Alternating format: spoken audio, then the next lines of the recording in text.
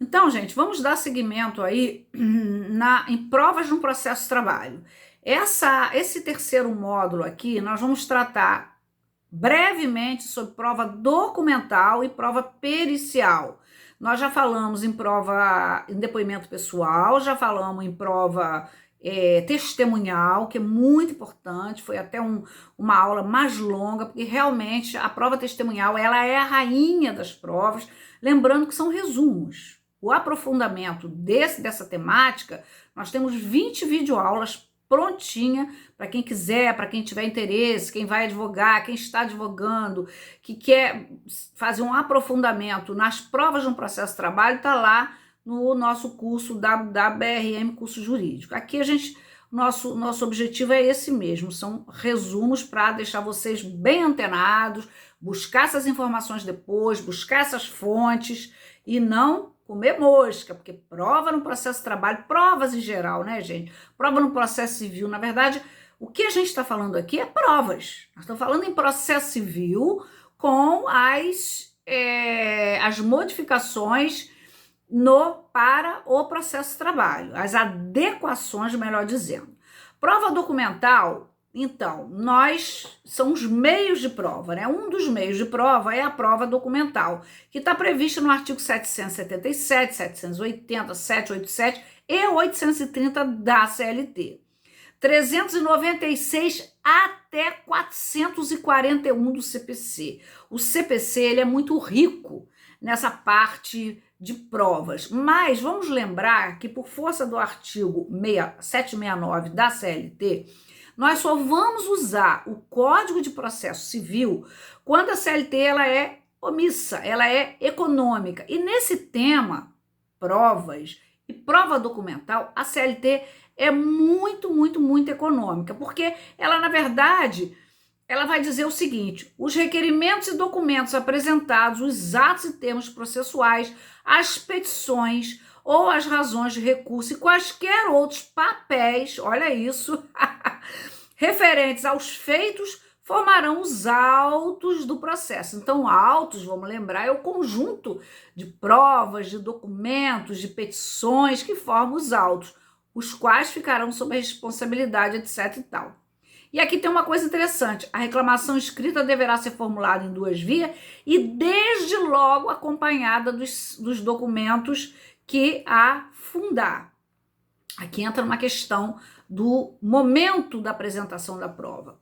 E aí vamos para os documentos eletrônicos, né? Porque desde 2015, em alguns estados antes, que os processos já são no formato eletrônico. Então a gente não junta mais em papel, que tinha toda uma instrução normativa, um formato de juntar diferente, declarar autenticidade, que a gente ainda continua, né? Mas os documentos eletrônicos, eles estão previstos no artigo 439 do CPC, e também na Lei 12.682 de 2012 e 11.419 de 2006.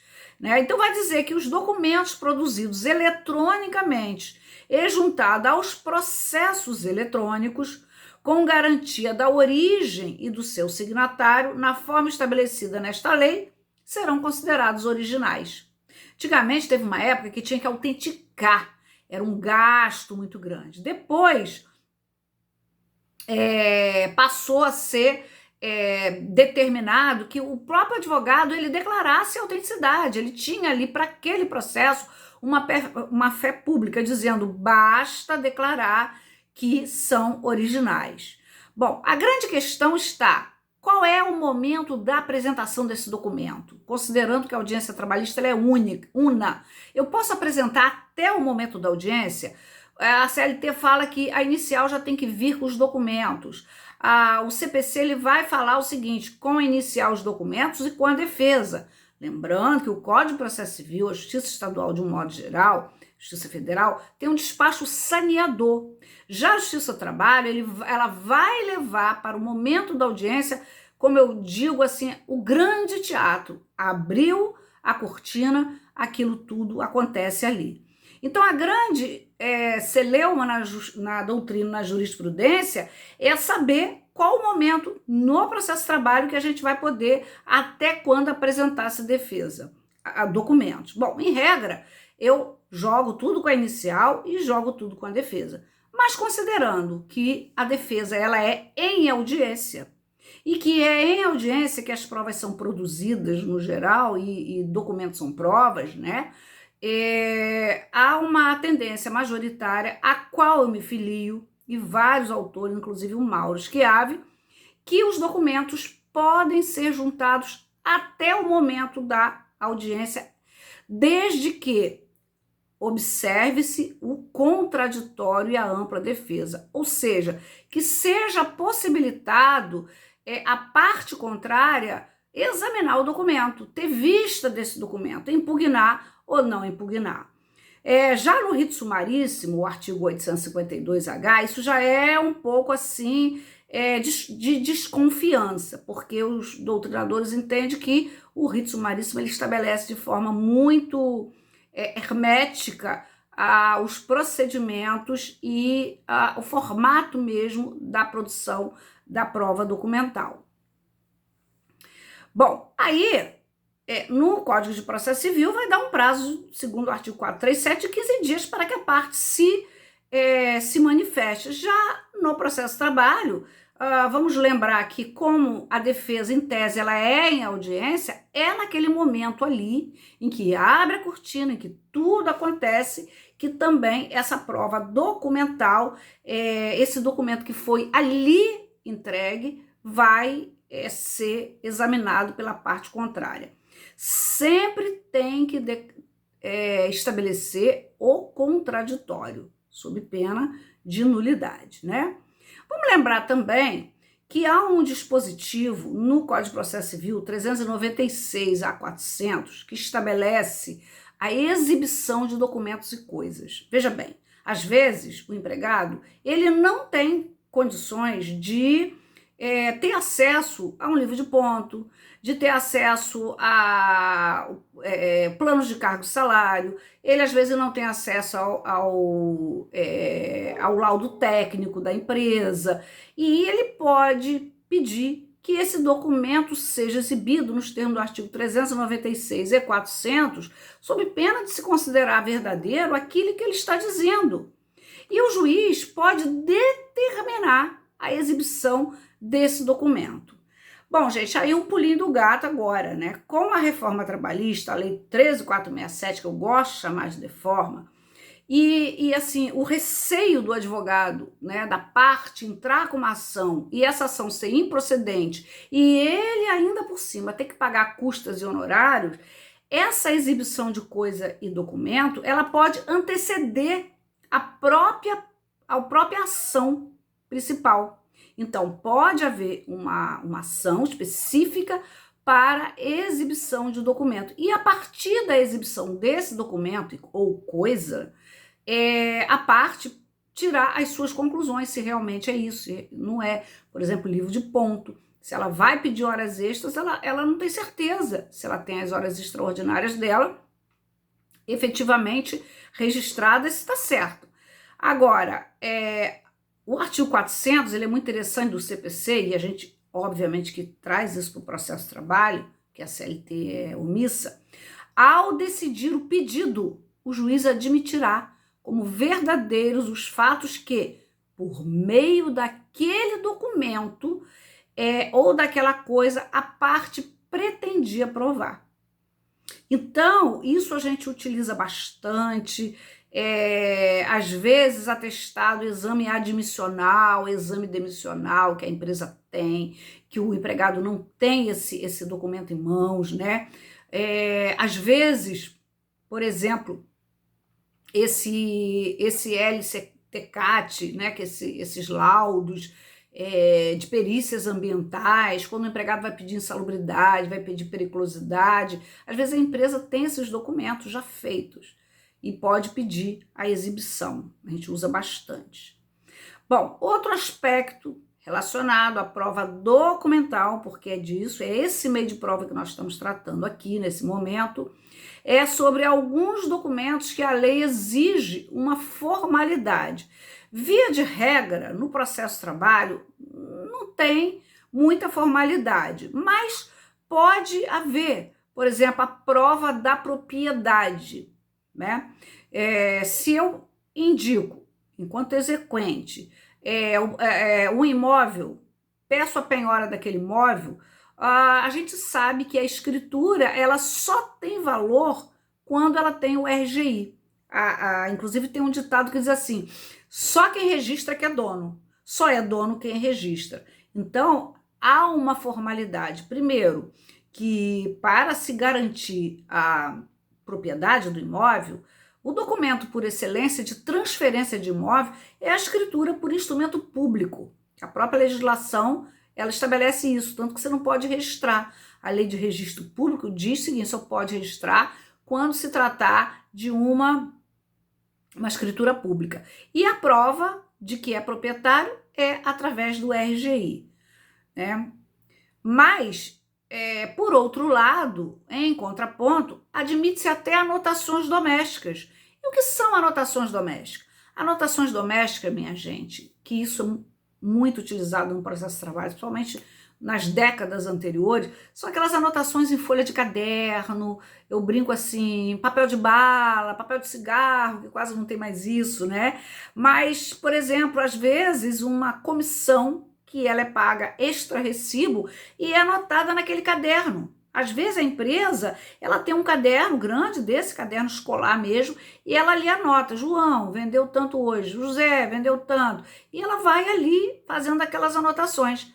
Aquilo ali, se o empregado tiver acesso, se ele tirar uma cópia, se ele...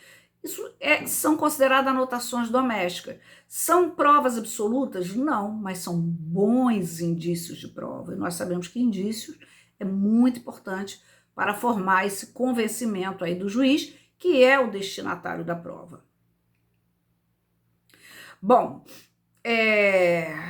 dentro do contexto da CLT, a prova documental para comprovação de pagamento de salário, por exemplo, tem que ser papel. Se o empregador diz assim: eu paguei o salário, não adianta ele provar para o testemunho, ele tem que ter o recibo.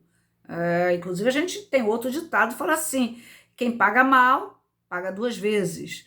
Né? Acordo de prorrogação de jornada também deve ser escrito, pagamento das parcelas resilitórias também deve ser escrito. O livro de ponto obrigatório, a partir de um número de empregados, ele precisa ter. E lembrando que as anotações na carteira de trabalho, ela tem valor iuris tanto, ela não tem um valor absoluto, né? Porque no direito do trabalho vigora o princípio da primazia da realidade. Como eu digo, não é jogo de bicho, não vale o que está escrito, é a primazia da realidade, não é, minha gente? Vamos lá. Incidente de falsidade. A CLT é omissa sobre isso, mas eu, por exemplo, já tive casos aí em que o empregado disse assim: eu não assinei essa rescisão, eu nunca assinei essa rescisão, eu não assinava esses recibos. Então, essa assinatura é falsa. Quando se estabelece um incidente de falsidade, o artigo 430, 431, 433 do CPC vai estabelecer e vai cuidar dessa matéria. Então, o juiz vai suspender o processo e vai apurar essa falsidade. Bom, eu já tive duas situações a partir do empregado dizer assim: mas eu não assinei isso, essa assinatura não é minha. E aí vai fazer uma perícia grafotécnica. Eu já tive duas situações. A primeira, a assinatura era dele. Ele não lembrava que ele tinha assinado. Nessa situação da assinatura ser dele, ele não lembrar que ele tinha assinado, já tive duas situações em que a empresa, quando o empregado entrava, ela mandava assinar todos os recibos e mandava já assinar o TRCT e ficava ali. E naquele TRCT ela botava pedido de demissão. Esse foi um dos casos que eu tive. E o outro caso é que efetivamente já tive caso em que a assinatura era falsificada. E aí a perícia grafotécnica provou. Né? Então, esse incidente de falsidade pode ocorrer, deve ser suscitado na hora em que vai se examinar o documento e vai fazer a impugnação desse documento. Você pode impugnar a formalidade, você pode impugnar o conteúdo, né? Então, minha gente, A prova documental, ela é extremamente importante, tanto no processo em geral, mas também no processo de trabalho. Lembrando que no processo do trabalho, essa prova técnica, essa prova pericial, ela tem valor iuris tanto. Ela não tem um valor absoluto. Não é porque o recibo de salário está escrito R$ 2.000 e se o empregado ganha mais por fora, que aquilo ali vai valer. Não. Não é porque a carteira de trabalho está anotada com o ingresso posterior e ele entrou em período anterior que isso vai presunção absoluta. Também não. E aí a gente faz aquela mesclagem das provas. Entra-se aí a impugnação ao documento e entra-se aí a prova testemunhal para amarrar e referendar e desbancar a partir do artigo 9º da CLT. Vamos lembrar que esse tratamento aí no processo de trabalho, ele é diferenciado. Com relação à forma disjuntada, obviamente que a gente tem também a forma eletrônica, a Lei 11.419, de 2006. Bom, como está ao vivo, a gente tem aqui alguns barulhos externos, né? Hoje eu não botei o microfone, é horrível isso. Parece ser tiro. A instrução normativa número 30 também, de setembro de 2007, depois posteriormente atualizada. Bom, esse é o terceiro meio de prova que nós estamos falando. Falamos da prova depoimento pessoal, para obter a confissão, ficta ou real. Falamos da prova testemunhal, agora da prova documental e agora nós vamos falar da prova pericial ou prova técnica, né? Essa prova técnica também é muito usual, sobretudo naquelas ações onde vai se postular, por exemplo, a reparação de dano moral por acidente de trabalho, reparação de dano moral por adoecimentos psicossomáticos, vai se apurar a existência ou não da insalubridade, a existência ou não de um ambiente de trabalho perigoso. E, então, esse tipo de prova, ele é essencial e é um ônus, via de regra, tem as exceções aí, do empregado, né? Então, há uma tendência a dizer que quando a empresa ela é uma atividade de risco, e isso eu uso muito com base no artigo 927 do CPC, do Código Civil, quando é uma atividade de risco, ela já automaticamente presume-se de que ela é uma empresa que tem o grau de periculosidade ali estabelecido. E quando há um acidente e ela é uma atividade de risco, presume-se que ela a culpa objetiva da empresa. Então, a culpa objetiva que vai levar aí a uma, né, existindo a doença, existindo o acidente e existindo a culpa, você tem que provar o nexo de causalidade. Mas há uma tendência, eu uso muito, que quando é uma atividade de risco, presume-se a culpa da empresa como culpa objetiva. Muito bem. Essa prova técnica, ela está prevista no CPC, a CLT ela vai falar também um pouco. Na CLT nós vamos encontrar nos artigos 195, que vai falar de periculosidade, insalubridade, 826 e 827. E vamos encontrar no Código de Processo Civil 156, 464 a 480.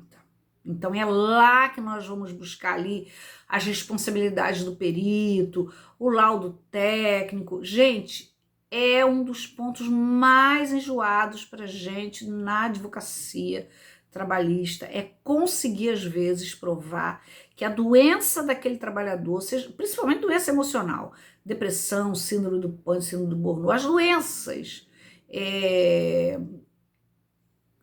que são em decorrência do trabalho.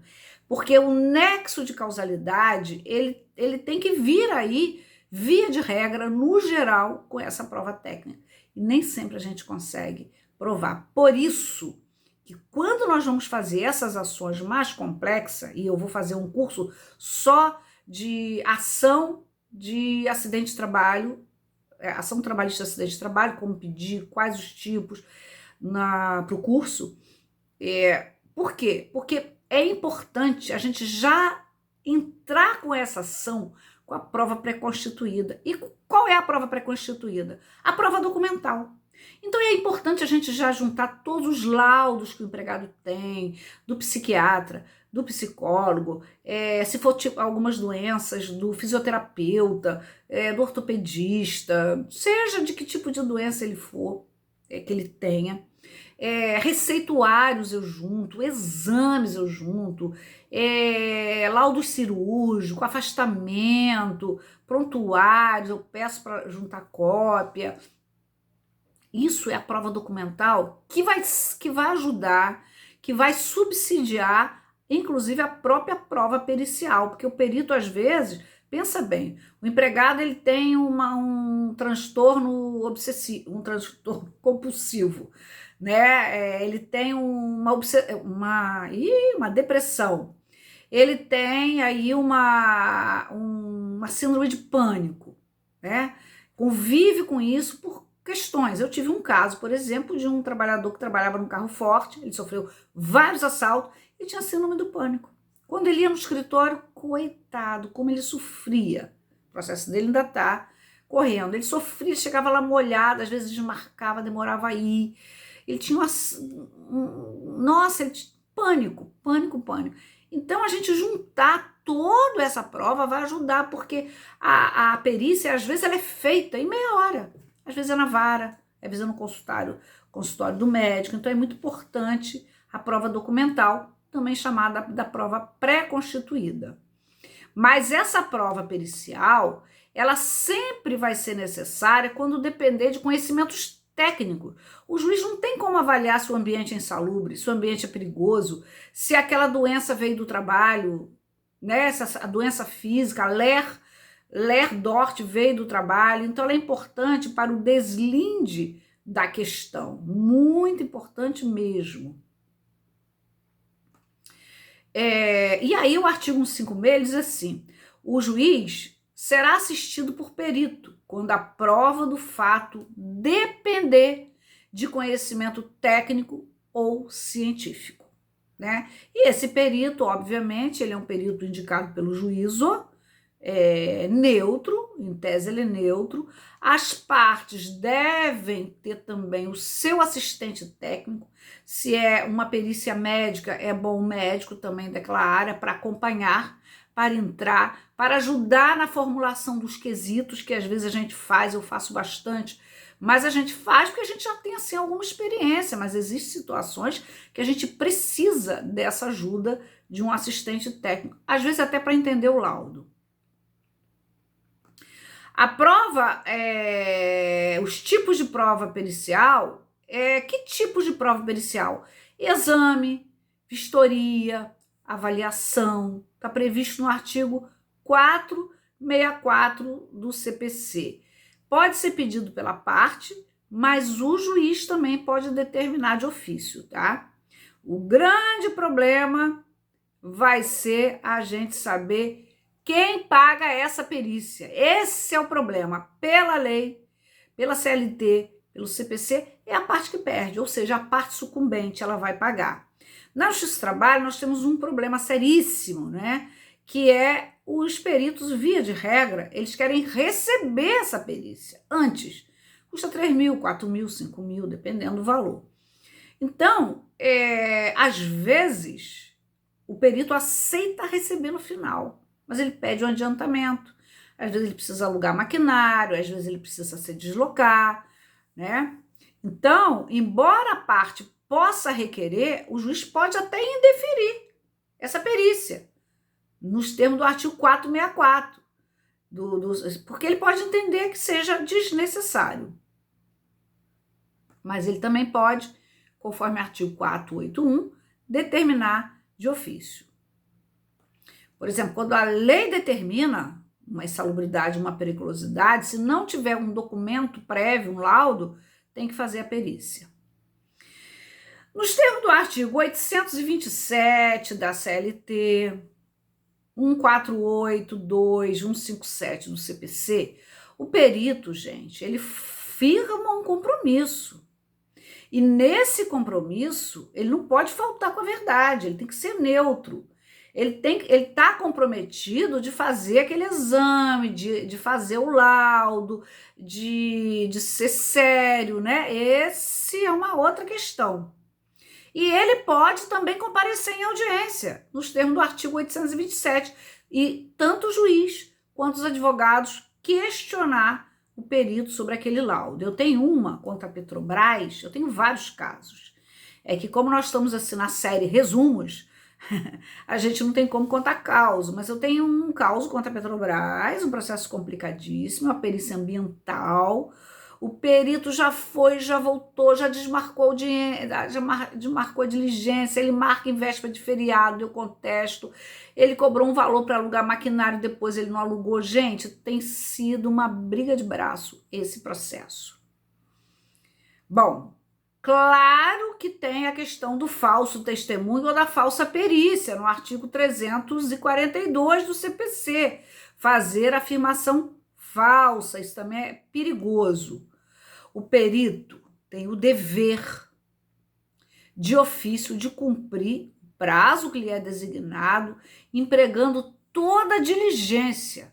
Ele pode não aceitar o encargo, mas no momento que ele aceita, ele tem que ser muito assíduo, ele tem que cumprir com as obrigações dele. Então veja que eu estou falando de um tema que é muito importante. Prova pericial é pouco tratado às vezes, sobretudo nas aulas da graduação mesmo. Quem paga a perícia, aí a gente já falou, eu vou remeter para o artigo 790B, que diz o seguinte: a responsabilidade pelo pagamento dos honorários periciais é da parte sucumbente na pretensão objeto da perícia, mesmo ainda que beneficiária da gratuidade de justiça. Porque muita gente me pergunta, principalmente nos cursos, mas professora, se eu peço gratuidade para esse trabalhador e é deferida a gratuidade dele, mesmo assim ele tem que pagar a perícia se ele perder a ação? Tem. Porque esse perito, ele não é empregado, ele não é funcionário público. Não há um quadro de peritos na Justiça do Trabalho. O que às vezes acontece é ele fazer um valor mais em conta, o juiz dá uma perícia para ele que seja pago antecipadamente, mas pedir a ele que receba outra ao final, né?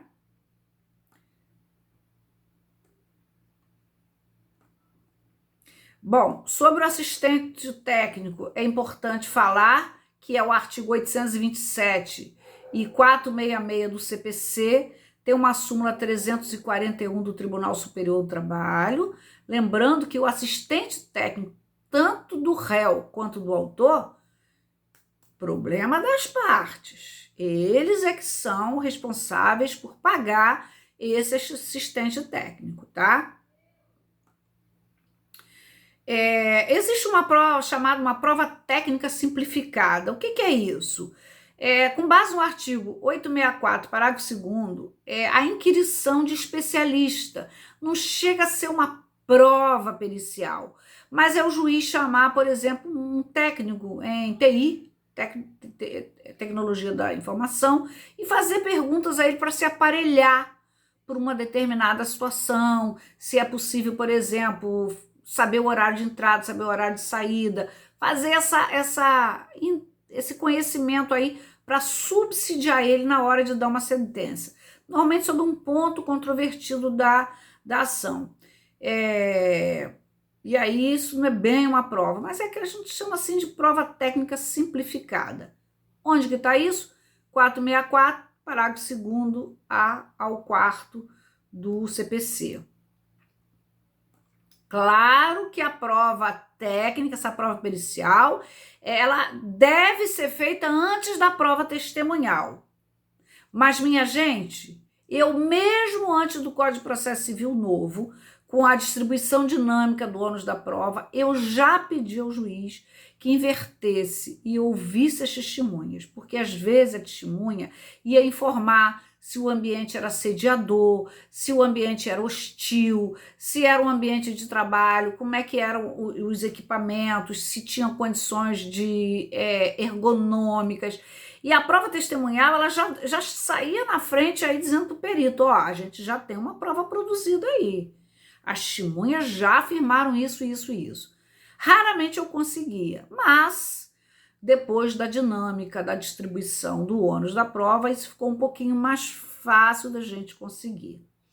Por fim, o laudo pericial, que está previsto aí no Código de Processo Civil também, no artigo 827 da CLT, e o laudo pericial, ele tem que ser feito, né, com toda a técnica de um laudo, no prazo. O juiz, obviamente, que vai oportunizar que as partes se manifestem sobre o laudo. Hoje mesmo eu estava aqui manifestando sobre um laudo quanto de um bancário, de um perito do Rio, e eu fazendo o exame daquele laudo. Nesse momento, o assistente técnico ajuda muito a gente, muito mesmo. Agora, o juiz está obrigado a afirmar nesse laudo, o juiz tem que dar a decisão dele com base no laudo, gente. Se o laudo diz que o adoecimento, o acidente, aquele defeito, né, aquela deformidade do trabalhador não veio do trabalho, que aquela lerdorte é porque ele pinteia cabelo, o juiz está adstrito ao laudo? Não. Por isso que a gente falou lá atrás, nesse conjunto probatório. A prova, a decisão ela é feita a partir do convencimento do juiz com base nesse conjunto probatório. E aí o artigo 479 do CPC e o 371, ele vai exatamente dizer isso.